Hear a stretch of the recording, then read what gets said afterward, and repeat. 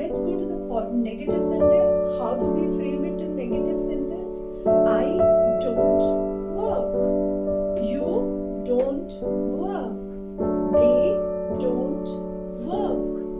We don't work. He doesn't work. She doesn't work. It doesn't work. So understand this.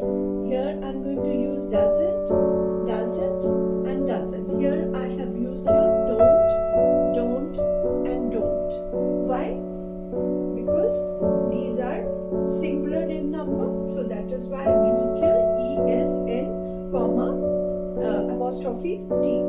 Right? Doesn't work. She doesn't work.